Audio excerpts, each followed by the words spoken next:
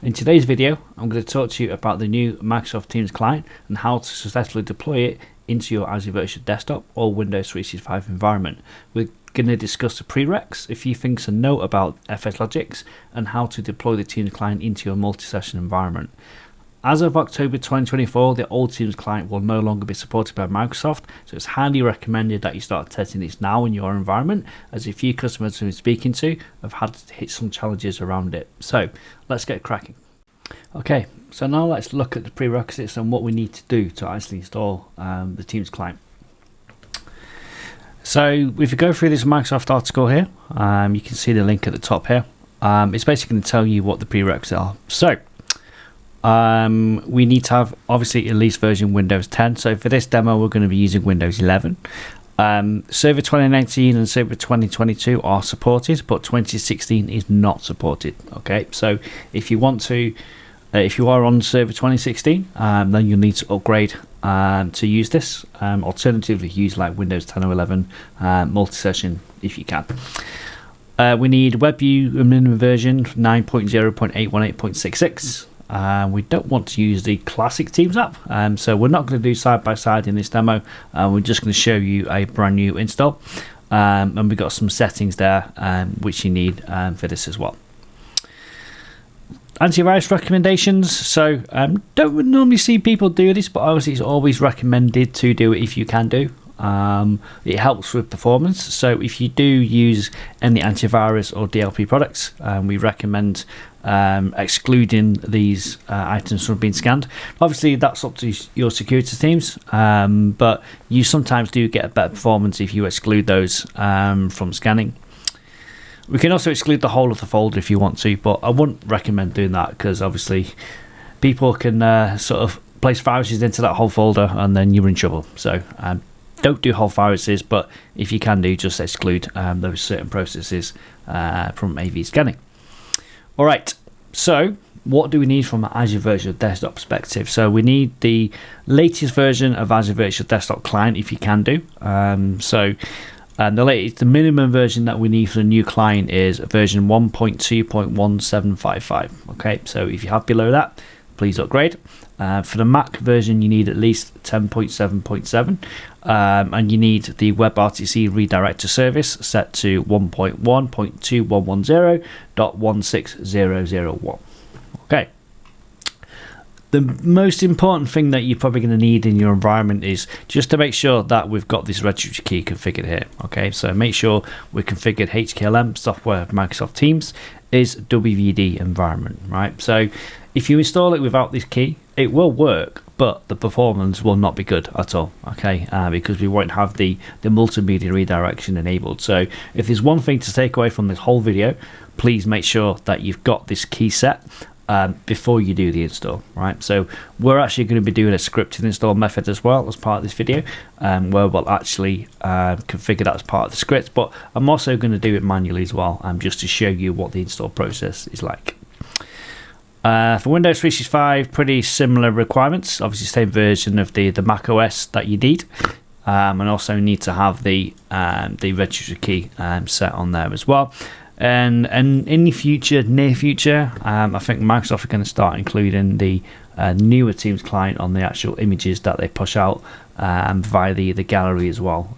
So that'll save you from having to do all this, because when you deploy the OS, hopefully they'll have the Teams software in there as well.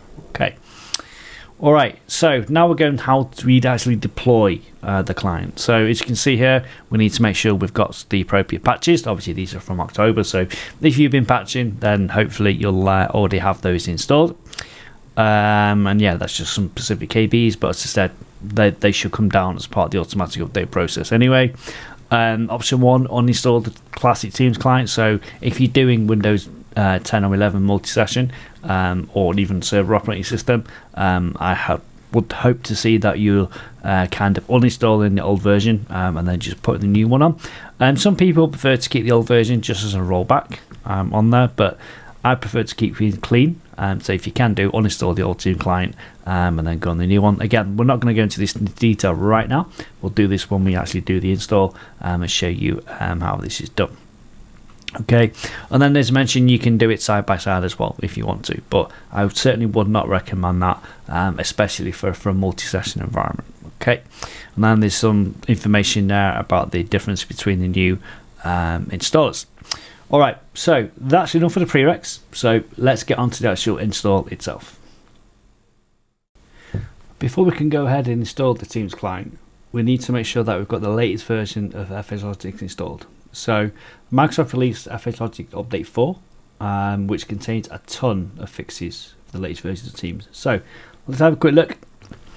So here you can see the release page, and look, there's like so many fixes. So definitely recommend, if you are going to upgrade to the latest version of Teams, that you use the FSLogix Update 4 as a minimum version. Okay, so that's what we're going to do now. So I've gone ahead and already downloaded that. So we head over to this folder here, the temp folder. We'll see the FSLogix apps setup. So this is the only one that we need. Okay, so I'll just walk through the install process with you. Obviously, if you've got an existing version, it'll automatically be upgraded as well when we go through this installation process. So I'm going to agree to the terms, click install. Again, if we're using something like Nerdio, we wouldn't have to do this because it would happen automatically when the hosts are deployed. But there we go, it's as simple as that. So that installation is now complete, so we're now ready to go ahead with the actual Teams install. One of the other prereqs that we need is the latest version of the WebRTC redirected service. So let's go ahead and install that as well. So I've gone over to the Microsoft website where you can download that. So you can see the latest version is 1.50.2402.29001. Okay, so we're just going to download the MSI installer and then install that now. So I'm just going to go to MSI installer, wait for that to download. Okay, I'm actually going to go ahead and just run that. Okay, so I'm going to accept those terms and conditions. Going to click on install and then going to click on finish. Okay, so that's it. That's all we need to do to install the WebRTC service. So I always recommend as well that we always try to keep this up to date as we can do. So you can see the latest version. There's some like fixes in there. Obviously, most of them related to Microsoft Teams. So yeah, if you're managing Teams on your clients, always just check to see that the WebRTC service is always up to date as well.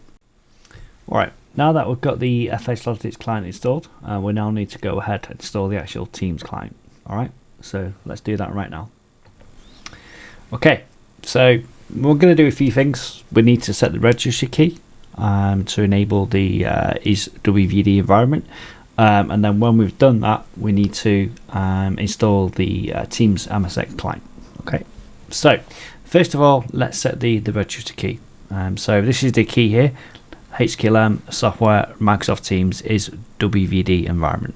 Okay, so I've already gone ahead and opened up my registry, so I've got that there, and I've already gone ahead and gone to HKey local machine software Microsoft. Now obviously I don't have a Teams key there because we haven't installed it yet, so we're going to do that now. Now obviously you'd probably be automating this and writing PowerShell scripts and stuff, but I just want to walk you through the process and show you what you need to do. Okay, so new, it's a D-word value. Yep, so D-word value. In fact, no, Neil, I need to get the key first, don't I?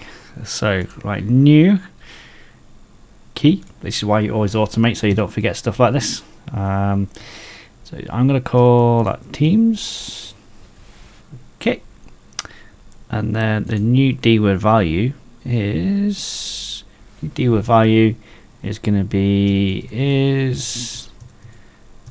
WVD and whoops, daisy. Right. Okay, and then we're going to set that to 1. Okay, so just double check that's correct, otherwise we'll have a very poor experience. So is WVD environment equals 1? Yeah, okay, so we're good there.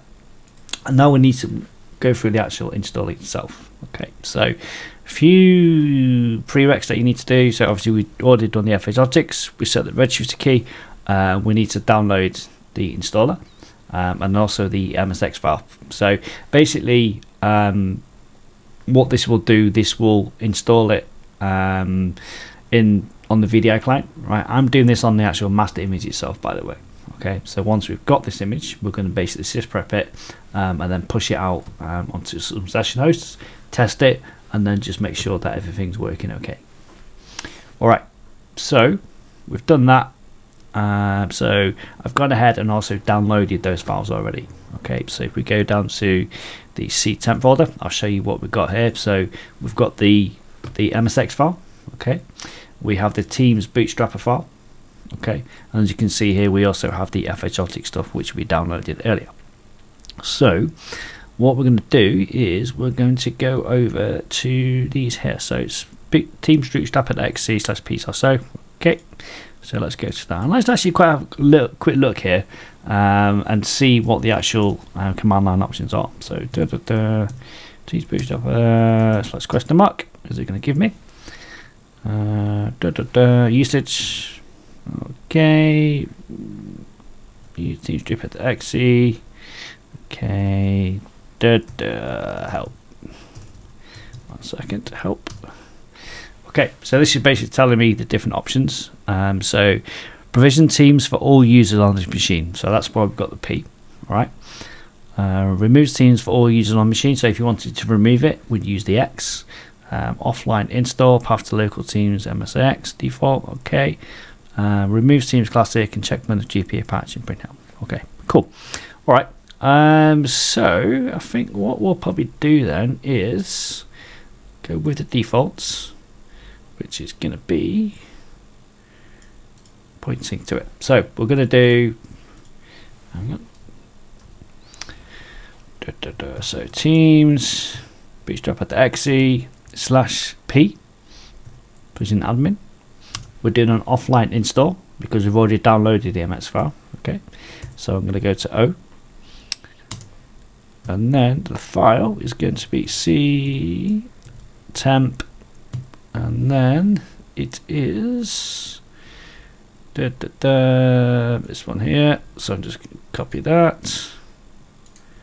Teams MXX and XE. Okay, so we're pointing to the Teams Bootstrapper.exe /p for all users on the machine. Okay, /o for the offline install, and then the download. Okay, let's go. Is this going to work? Fingers crossed it will work. Okay, so it's not brought any error messages, which is a good sign.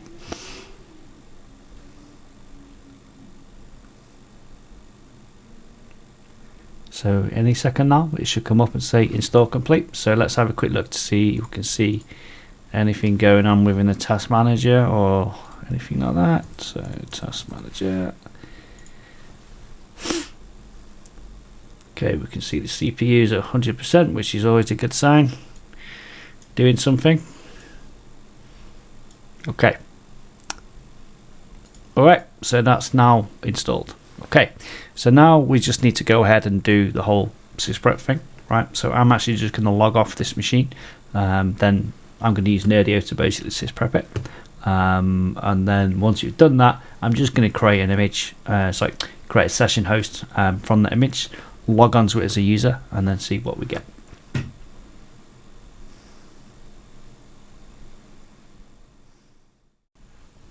Right, so I've put all the updates in the client. I've installed Teams, so now I'm actually going to run the sysprep process, so we can prepare this image to deploy a session host, so we can test this. Okay, I'm actually going to use Nerdio for this because it's much quicker and easier to do this.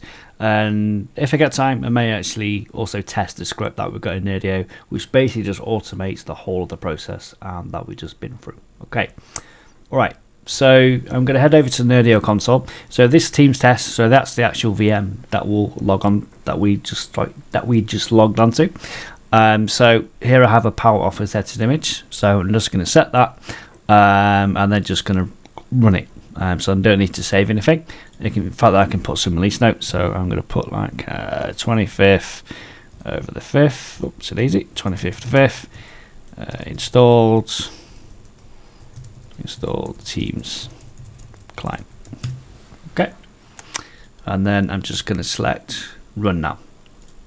So run now. Okay, that's going to go through the process. Obviously I'm not going to sit here and wait, but that process should take around 10-15 minutes, and then after that we'll provision a session host ready to test this. So the sysprep is now finally complete. So now we're actually going to go and create a host pool, so we can just make sure that this actually works. But I'll also show you like the sysprep within Nerdio as well, because it's pretty cool the way that Nerdio does this. So if we head over to our desktop images, so here's the Teams test image that we'll be using, and you can see here the part offer set as image job. That's the process that did all the sysprep, and that's actually completed in just under 10 minutes, right? So imagine all that work that you'd have to do otherwise. So this is basically creating a temporary VM from the image, and then it's basically running a sysprep on that temporary VM, and then publishing the image. Okay, so what I'm going to do now is basically going to walk through just creating a quick host pool. So let me just go to Nerdio test, and then we'll create one called Teams test. So I'm going to create, one second, Teams test multi-user desktop. We're going to do Active Directory join, and we're going to use the FSLogix profile share as well, just to make sure that all the FSLogix stuff is working. And I'm going to call the name Teams Test. We'll use a prefix, so it'll be random characters towards the end, and that's just the network and the VNet that we're going to be in. And for the image, I'm just going to select Teams Test here. We're just going to pick a D2 ASV5 just for testing, and then we're going to use a 128 gig disk, and then I'm going to create it in Nerdio test 2. I'm not going to assign it now, I'll assign the users to it later, and that's pretty much all we have to do. So click OK. Now that's actually going to create the host pool configuration, and then it's going to spit me into the auto scaling pool where I'm going to tell it just to create one single VM, and that's the VM that we're going to use for testing. So just give it a second, wait for that to complete.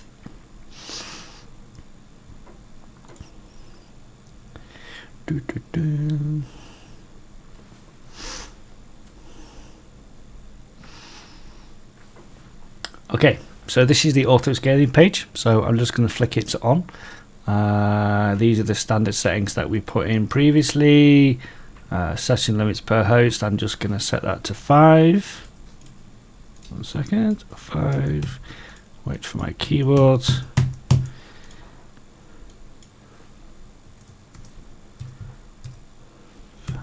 5. Breadth active host as AVD agent available. So I'm just going to have one host in this host pool, right? Minimum active host is going to be 1, base beyond equals 0. I won't go through this in detail, but maybe I do another video on auto scaling another time. We're not going to use any of these features, we're literally just going to create the host for testing. Okay, so save and on, click save and close. Okay, so that's basically telling Nerdio to create the session host, right? So what we're going to see now within the Nerdio console, we'll see it pop up and it'll create a session host for me. Okay, so give that a second. Force auto scale process, and then there should be any second now. There should be a scale out task, and there you go. So we've got the add host button, so that's now going to go away, and it's going to create a session host. It will create it and it'll apply the FSLogix settings, which I've got. So if I go down to settings, Nerdio environment, maybe not. So integration, sorry. I've actually got an FSLogix profile storage setting set to here. So that's my FSLogix file share, and that's the settings which are going to be configured on the actual host itself. Okay, so we've now deployed the host pool. The session hosts are ready to go. So I'll actually show you what we've done within the Nerdio console. So as you can see here, I created a new host pool called Teams Test that contains one session host which is online at the moment. So we're going to log on to that session host and just check the Teams client and then make sure everything's okay. After this, what I'm going to do is I'm going to actually create a new image, and then we'll use Nerdio to install the Teams client and just make sure that all works as well. Okay. Alright, so let's log on to this session host. So I'm just going to select my host pool. Okay, so Teams Test, so this is the host pool that we want to log on to. So I'm just going to select that. That's going to log us straight in. So you can see it's loading the DFS Logics profile.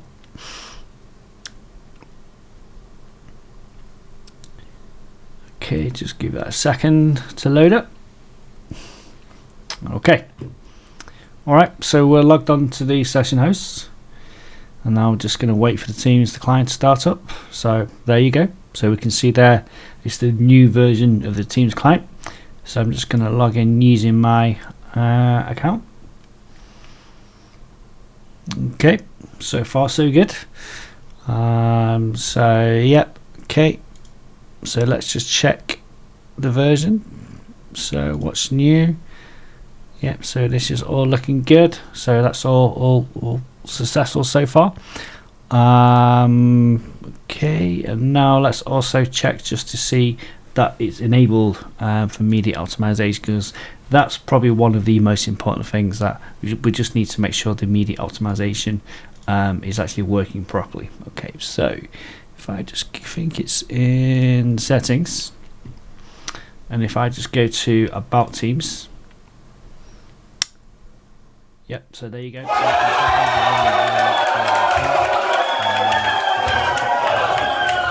And it's also AVD media optimized as well. Okay, and the client version is the very latest version. Okay, so everything's looking good. The only thing I'd say is just make sure, obviously, if you're doing it by this method, don't enable auto update. We want to control the updates as much as we can. So you can read all the Microsoft documentation about how to do that, but there's some settings which you can configure where the Teams won't auto update itself. Okay. Alright, so everything's looking good. In fact, let me just go to devices. You probably won't see the devices because I'm actually using, obviously, my microphones and my speakers and stuff to do this recording. So yeah, so as you can see here, it's not picking anything up, which is what I expect. But if I wasn't using this webcams and speakers and microphones and stuff, that would all be working via that client as well. Alright, so I'll see you shortly where actually we're going to go through and we're going to actually deploy all the team stuff via Nerdio, so we don't have to go through those manual steps. Alright, see you soon. So now we're going to go install the new version of Teams via Nerdio onto the master image. So within Nerdio we've actually got a scripted action which we can use, which does all the steps that we did previously, that we did manually. But it does it by scripts. Alright, so let me show you what that script looks like. So if you go into the Nerdio console, just go to Windows Scripts, and you can see here we have install Microsoft Teams script. So this is the script here that you can see, and that's basically going to go down, set the register key as we did manually, uninstalls the existing version of Teams and the WebRTC if you have that installed already, downloads, install the latest version of Teams, downloads and installs the latest version of WebRTC, and then sends the logs onto the Nerdio manager. Okay, so let's run this on the actual master image itself. So I'm just going to go onto the desktop images. I'm going to go to Teams Test Nerdio. So this is the one that we're using previously. So I'm actually going to select this new image here just to make sure that it's a nice clean image. I'm just going to go to Run Script. And then I'm going to run that script. So Teams, configure Teams, so it's going to be this one. Okay, and then I'm just going to literally just select run. So run now. So basically what that's going to do, that's going to install a VM extension onto the VM, and then it's basically going to use PowerShell DSC to execute that script in the system context. So I'll be back shortly, and that should take around 5-10 minutes to run through. And then once it's done that, we'll basically do the same process that we've done before. I'm going to shut down the host, sysprep it, and then produce the host pool using that image. Okay, so I've just finished installing Teams on the master image and then re-imaging a session host with that new image. All worked flawlessly, all seems to be working perfectly fine. So just let me just show you what I did. So I've built a new image, Teams Test Nerdio, which you can see here. Okay, and then essentially all I did was went into the image and then basically ran the Team scripts, which I showed you before. That completed successfully, so we can see that here. So that took approximately 10 minutes to run. So you can run through all the different steps. So this is the actual script which ran on the master image. And then when that completed, I essentially did a power off for setted image, which essentially publishes the image. Okay, so that runs the sysprep and makes the image available for the host session host to use. So once we've done that, we can then obviously go and re-image to session hosts with the latest version. So that's what I've done. So I went into the Teams test host pool, which we created earlier, and in here you can see I did my re-image job. So that took approximately half an hour as well. So that re-image with the very latest version of that image which I just installed Teams on. Okay, so let's actually now log on to the session host and just see if Teams is actually working. Okay, so wrong one. So what I'm going to do is I'm just going to launch my client, and then we are going to launch the Teams test. Okay, so it's going straight through. Just logging on, and then hopefully as soon as we logged on to this desktop, we should see the Teams client launch, and then we'll just verify it's using the correct directory, and I'll also show you or verify it's using the correct version. Make sure the AVD is optimized, and then I'll show you the actual install location just to show you it's actually installed on the actual host itself rather than inside the user's profile. Okay, so we have logged onto the session hosts. Give that a second and then it should kick in. Okay, we can see that on the start menu. So we've got Microsoft Teams. So I'm just going to click that. So the Teams is now launching.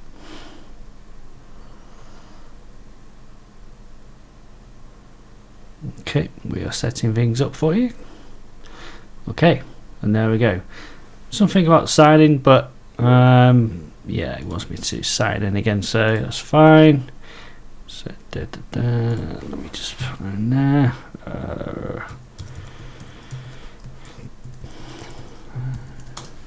Okay, oops, it easy. Wrong one.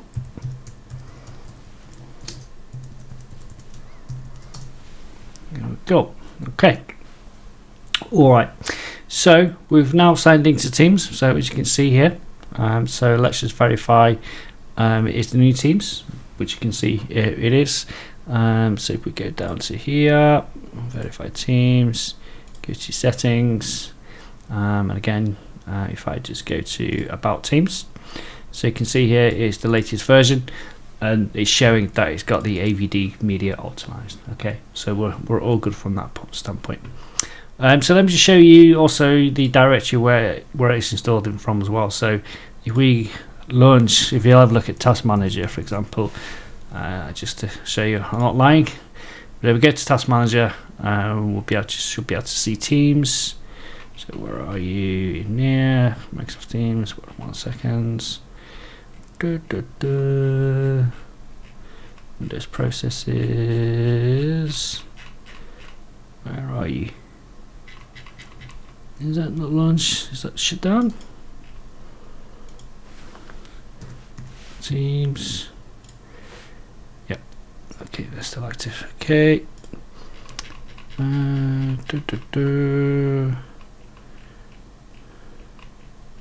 Microsoft Teams. There you go. Looking in the wrong place. So here we are. Here's our executable. So if I go into here, and then I just go to open file location. So that's opened it up in C, Windows, Program Files, Windows Apps, MS Teams. Okay, so for anyone who logs onto the session host, that's where they're going to be launching that from. Okay, so obviously if it's installed in the user's profile, that would show like in the user's profile, but because we're using it's on the VDI install, it actually gets installed onto the session host itself.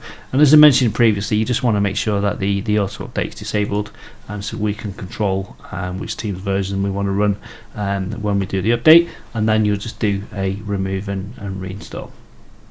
Okay, all right, that's pretty much it from me. So as you can see, the install process was quite simple. We can do it via script installation via Nerdio if you want to, but obviously test inside your own environment just to make sure that everything's working okay.